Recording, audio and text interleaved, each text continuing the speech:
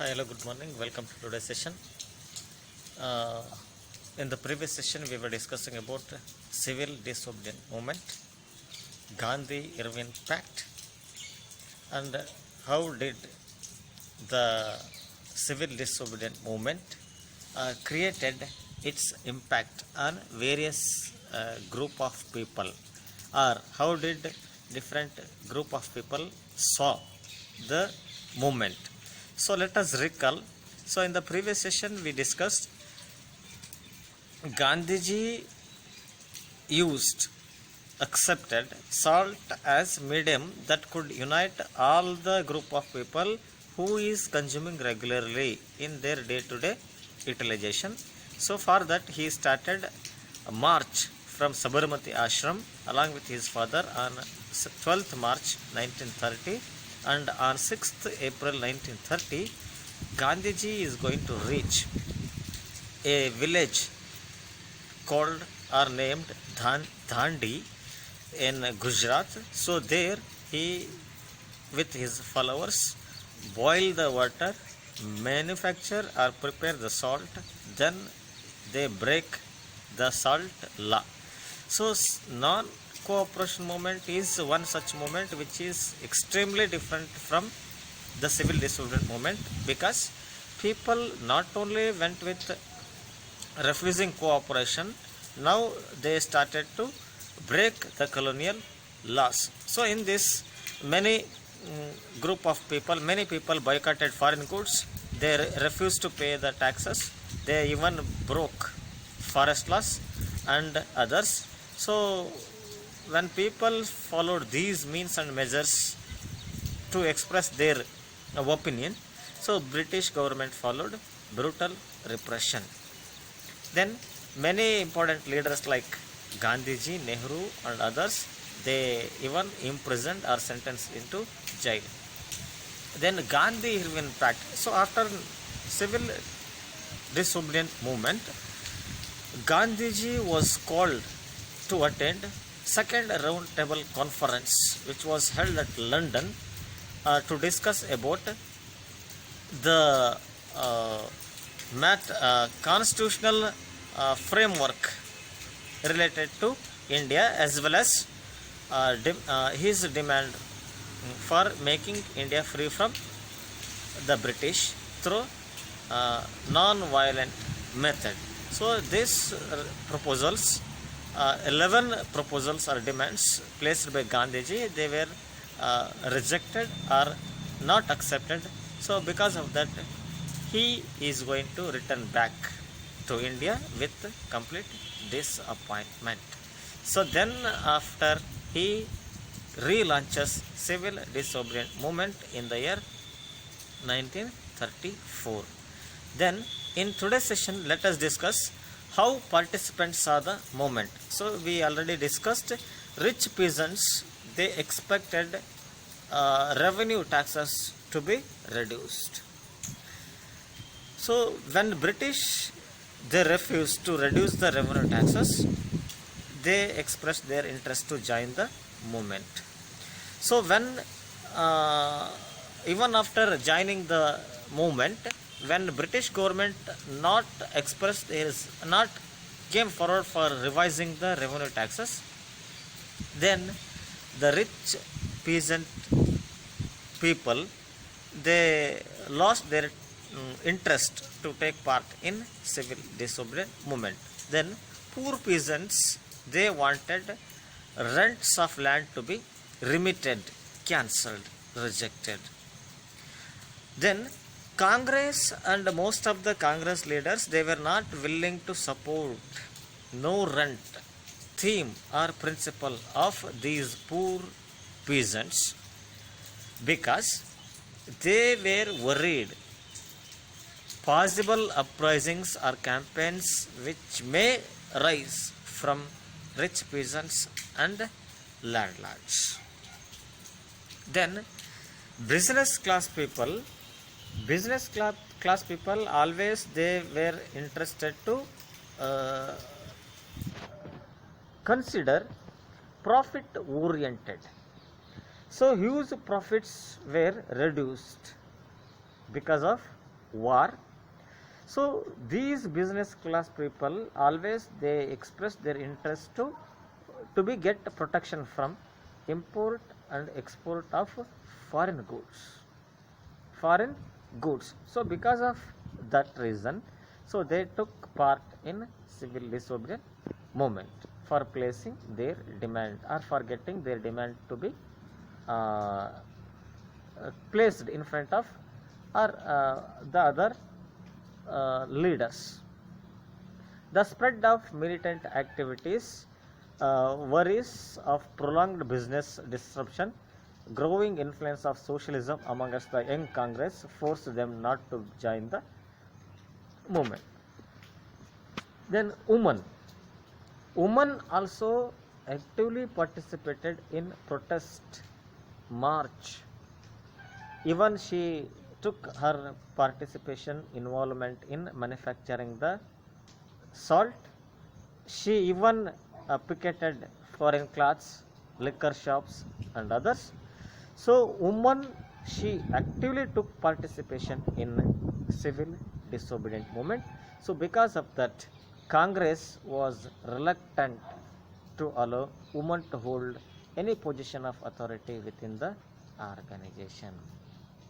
She was given some of the responsibilities where she can able to prove herself in bringing the changes. Then limits of civil disobedient movement limits.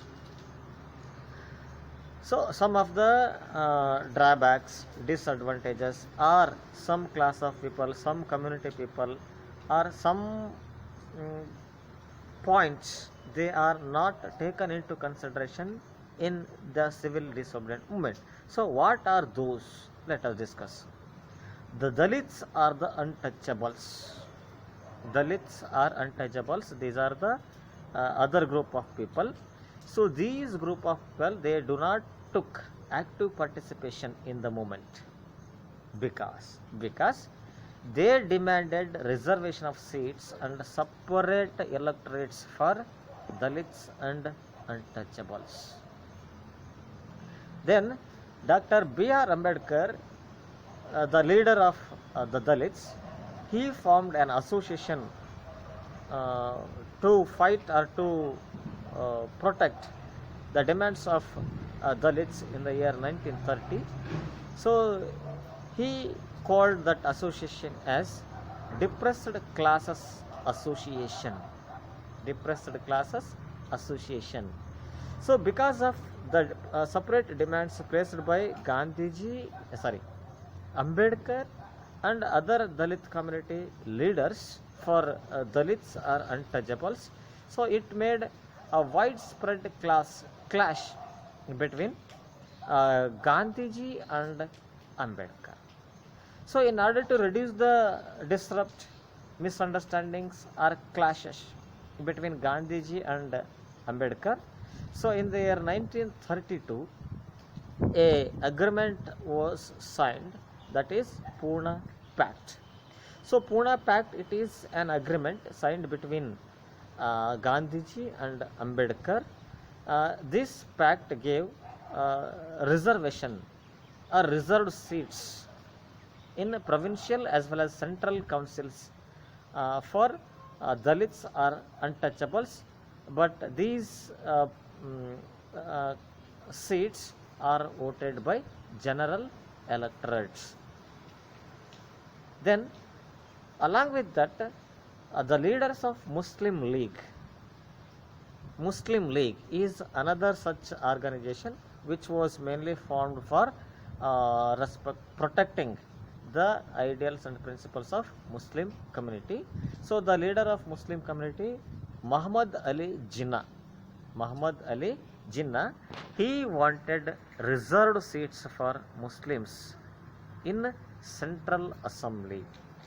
Then large sections of Muslims did not participate in the civil disobedience movement because of their demand, which was not yet solved or made implemented for participating in the elections. The sense of collective belonging. The sense of collective belonging. So the sense of collective belonging came partly through the experiences of united struggle. So the different movements, the different incidents which were taken place for making India free from British from 1919 onwards till 1947. So different people, different movements, different incidents taken place. They created sense among all the people to think about the collective belonging for united struggle. All the people took part in the struggle for common interest. The common interest is to make India free from British.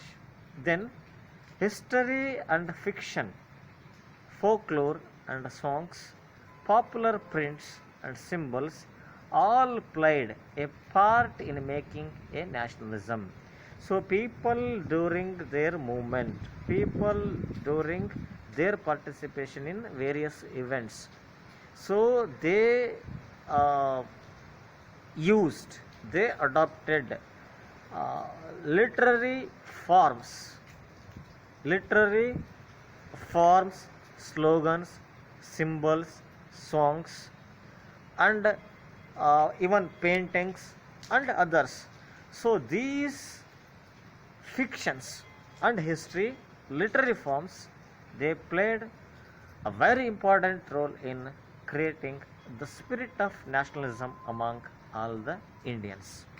So by 1921, Gandhiji has designed a flag, that is Swaraj flag, which was mainly used in various movements or various struggles against British, and it was again modified into tricolor, that is red, green and white, and again it is modified into orange, saffron, green and white, and it was consisted a spinning wheel in the center with describing different ideals and different principles. So with this, let us end today's session, and remaining part of the chapter will be discussed in tomorrow's session.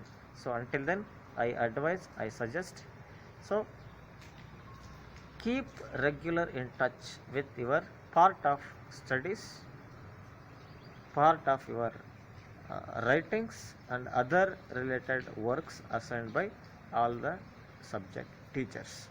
So stay at home, stay safe. Thank you.